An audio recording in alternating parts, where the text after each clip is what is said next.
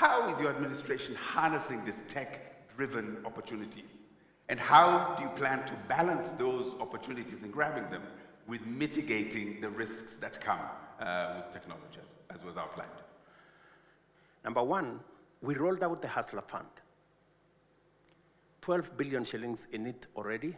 22 million Kenyans are beneficiaries. Today we have 2 million Kenyans every day borrowing from the Hustler Fund. It is delivered on a technology platform.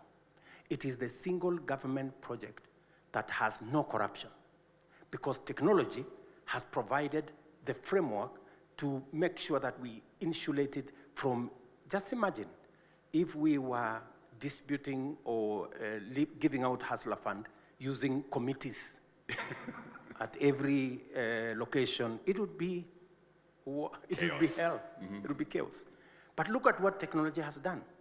It has made it seamless, it has made it transparent, it's made it easy. Let me also give you another example. Means testing instrument. Again, when we are giving out our university funding model, means testing instrument that is run on technology is giving us the leverage to be able to know which student can benefit from what. Let me also tell you one more thing, that in our plan to deal with the challenges that face us, the demographic dividend that we have, one of the items that we are working on is how we are going to use technology to create digital jobs. As I speak to you, we have close to 120,000 young people in our TVETs and in other institutions that today monetize their digital expertise. So we are leveraging on technology to create jobs tomorrow. I will be signing an agreement with President Scholz in Germany, again, to leverage on technology to access opportunities for Kenyans to work in Germany physically, or to work in Germany through a digital platform.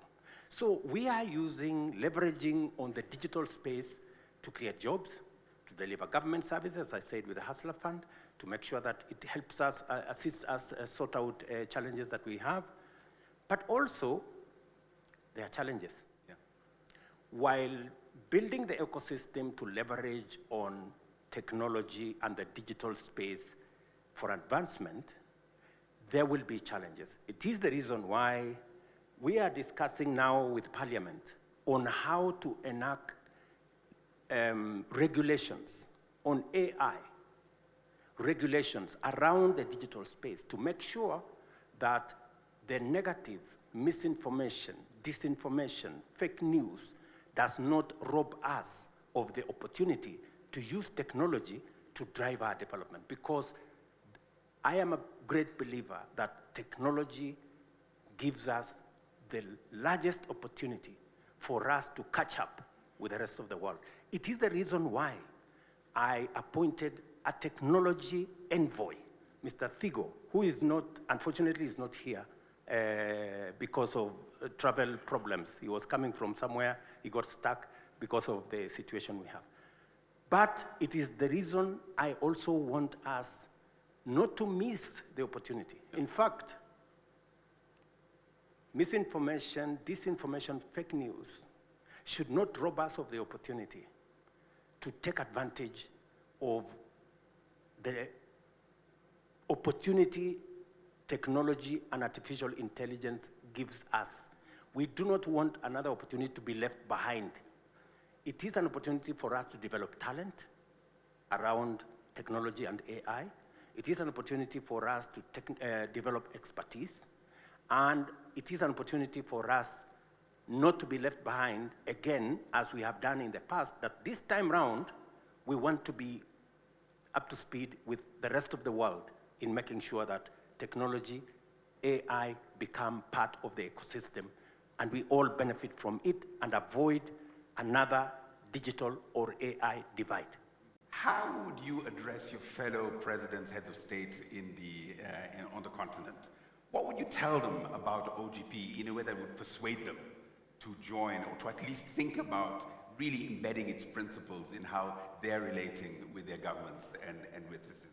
Technology democratizes information. Citizens today, anywhere, in any country, have the benefit of a lot of information.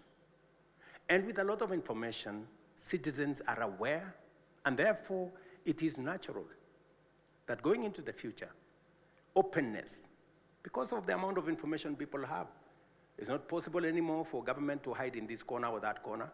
And therefore, the natural thing to do is to make sure that we run an open system so that we avoid the fake news, we avoid the disinformation, we avoid the misinformation. And therefore, it is only natural that we contextualize this and we take it into the future. I am a great champion, for example, of transparency and justice around climate financing. When I finish with you here, I will be going to Korogosho because of matters climate action. And I am very happy that among the first commitments in the National Action Plan is climate action. I will be going to Korogosho because... Korogosho is a neighborhood here in Nairobi. Okay, I will be going to... Okay. It's a neighborhood in Nairobi. Mm-hmm. I will be going to Korogosho, which is a neighborhood in Nairobi, because we lost 42 people to the floods. We got 22,000 households displaced in that vicinity. And almost 160,000 people were displaced because we are going to begin the process of rehabilitating.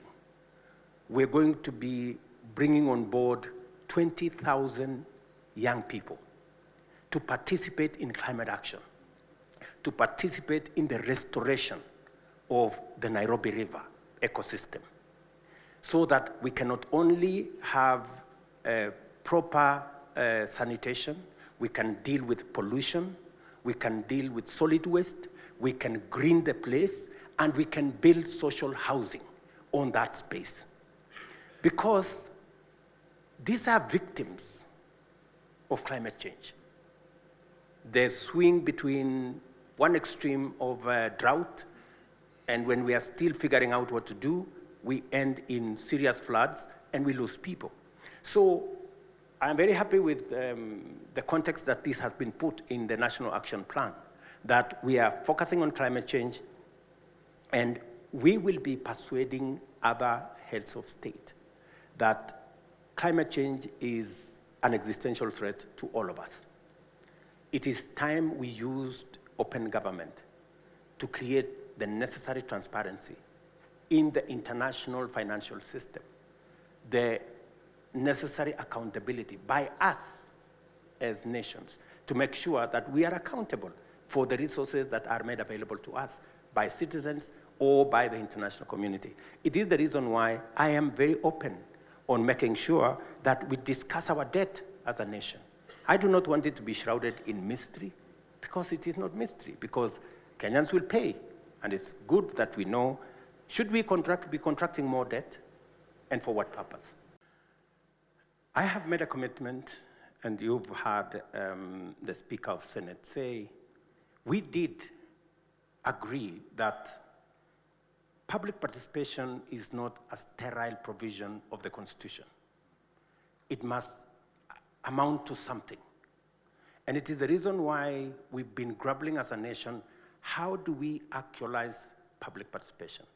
We are now working on legislation, as you've heard. In a couple of months, we should now have a framework that contextualizes, creates a framework for citizens to meaningfully participate in enacting policy, enacting legislation, and every act of government that requires the public to participate in. That is number one. Number two, we have now work at the Attorney General's office, and I want to ask the civil society who are present here to work with the Attorney General as we improve 3 pieces of legislation. Number 1, improve legislation on Evidence Act so that we can deal with matters corruption in the shortest time possible. Improve legislation on e-procurement and make government procurement open, including making sure that it is in the public domain which contracts have been awarded, for how much money, to which companies. And so that the public can judge for themselves whether they are getting value for money or they are being taken for a ride. I have made that commitment. The works is in the Attorney General's office. I welcome Zalendo. I welcome all the other civil society groups to participate in bringing this legislation to the fore. And I'm very happy with this framework because the civil society that is present here would have chosen to come here with vuvuzela and placards. But they have chosen... Sometimes they might still have to do that. But they've come here to say, okay, what are the challenges that we have? How do we meaningfully contribute, institutionalize the solutions rather than ponder on the problems, on the challenges? How do we institutionalize solutions? How do we bring legislation? How do we create institutions? How do we put a policy framework in place? And you have said yourself, it's easy to pontificate about the challenges we have. Yeah. It is difficult to frame the solutions. I am very happy with open government partnership. It gives us an opportunity with the judiciary, with the legislature, with the executive, with civil society, with the private sector, to figure out how we solve problems together. And this is why I believe in this framework. My first question to you is to understand personally your vision for open government in Kenya. Why do you want to do such hard work? And you've been involved in it as deputy president, now as president. Why? What's in it for you? What's in it for Kenya? The Open Government Partnership Framework was conceptualized in 2011. Kenya became a member in 2012. We were among the first countries to join this framework because of our belief in openness and running an open government. When I came into office as deputy president, I took it up as one of the deliverables of the administration that we were running. When you ask me the question, what is in it for us now? If you look at the bottom-up economic transformation agenda, it is about inclusivity. It is about people who traditionally have not been in the equation. And that is why we're saying the millions at the bottom of the pyramid, who sometimes, or most times, are left behind, must this time round be in the frame, be in the equation. And therefore, inclusivity brings an element of openness. And it is the reason why, as an administration, we want to push forward with the Open Government Partnership, because it speaks to all the tenets that we believe in. It speaks to the issues of digitalization. It's the reason why we are digitizing now 17,000 government services to democratize government information, availability of government information to citizens. And we believe that open government enhances transparency, enhances accountability, and empowers citizens to be able to make decisions. Those 3 things are very important. Transparency improves trust in government. Accountability makes sure that resources meant for public good is not spent on other things. And number 3, bringing citizens into the equation gives them the power to make decisions and to inform government policy. I'm very happy that we made a contribution from an executive side. Parliament made their contribution, the judiciary made their contribution, civil society, to the National Action Plan on Open Government. Because it is our collective responsibility as Kenyans to make sure that Kenya succeeds. It is not the business of the president alone, it's the business of every Kenyan for us to succeed, because in that success is everybody's success. Let me also say the following, that as we do this, I want to assure all the stakeholders here that the government of Kenya that I run will continue to be open. I have absolutely no qualms in being held to account. I encourage civil society to continue telling us the things we are doing wrong so that we can correct. And to occasionally tell you the things you're doing right. Yes. I was waiting for that to come. and occasionally, you know, when we get things right, they also tell us, this you're getting right, do it better or do it more. So that way we can forge, you know, a collaboration that makes Kenya great for all of us. Let me conclude by saying, because there is a feasible, demonstrable, real trust gap between citizens and government across the globe. Yeah. You know, there is, you know, there is a trust deficit. There is a trust gap. I want to welcome you and the people here and representatives from our friends from the international community to a trust summit here in Nairobi, the first one in the first quarter of next year, so that we can evaluate what do we do to close the gap, the trust gap between government and citizens.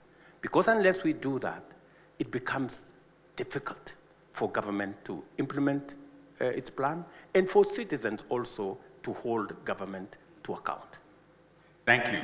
I was listening to our government spokesperson yesterday, and I talked to quite a number of people after his press conference. Many Kenyans believe that this government has negotiated and signed a deal with Adani. But the position is no such deal, no such contract has been signed. But this information was not given to the public.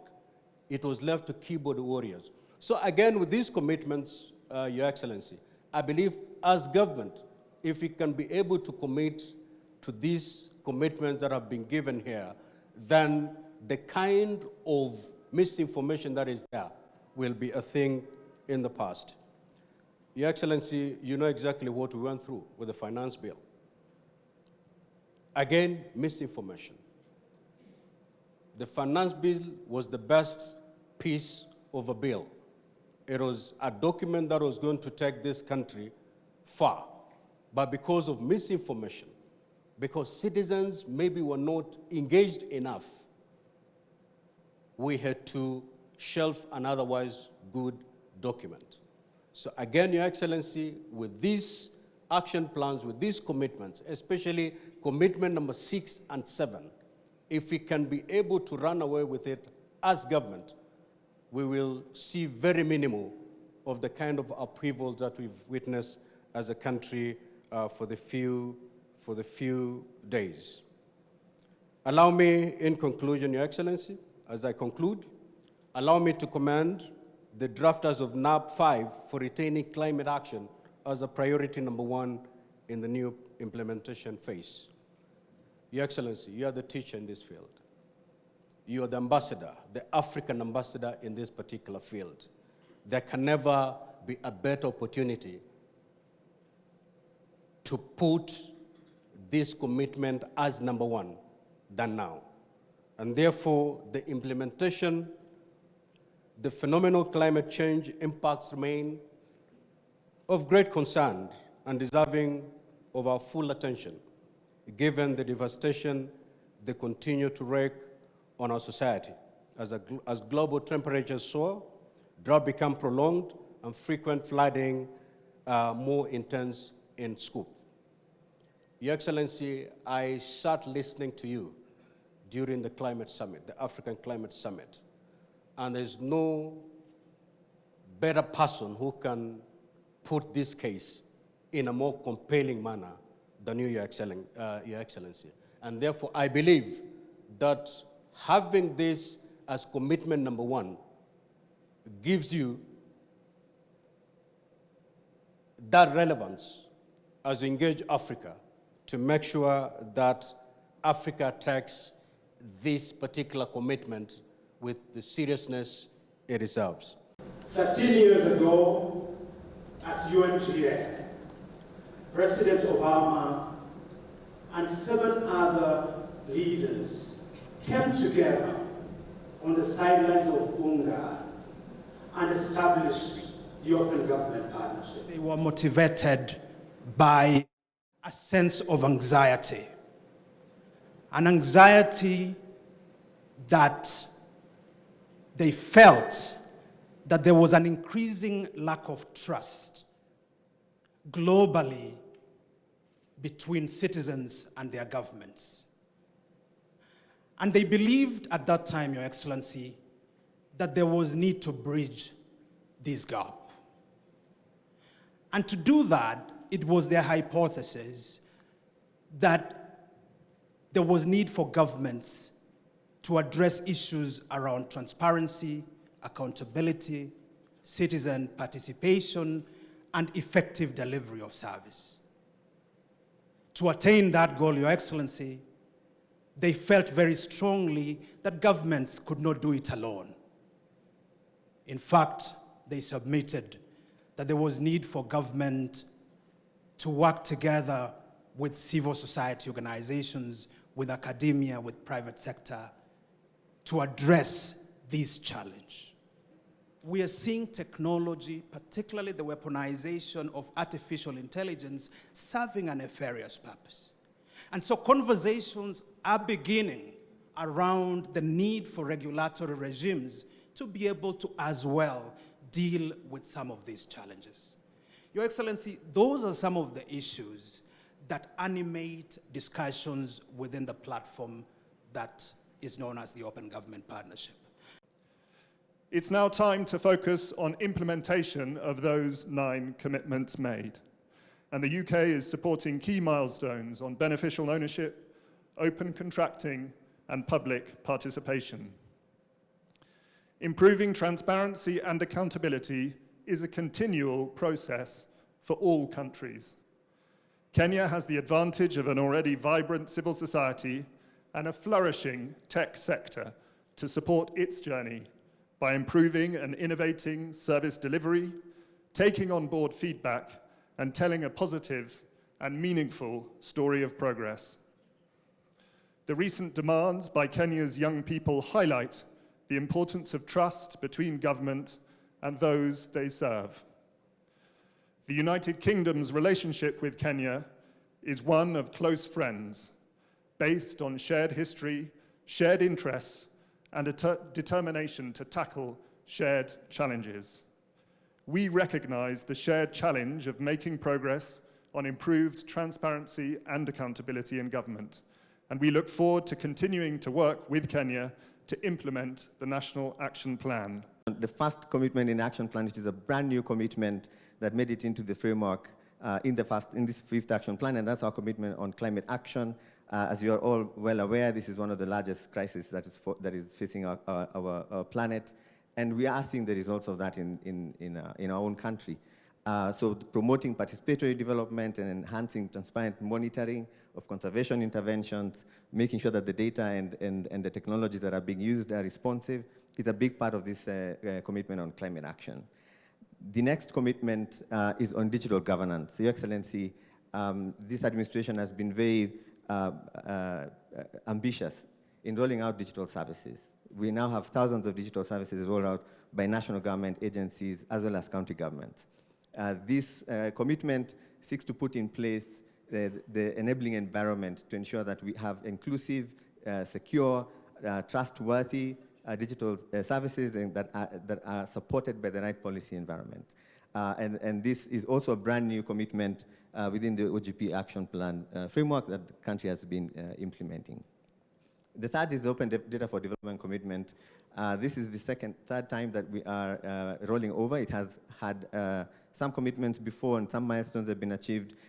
This is led by the Kenya Space Agency, so you have strong support and strong presence from the Department of Defense, which is a new institution within the context of OGP.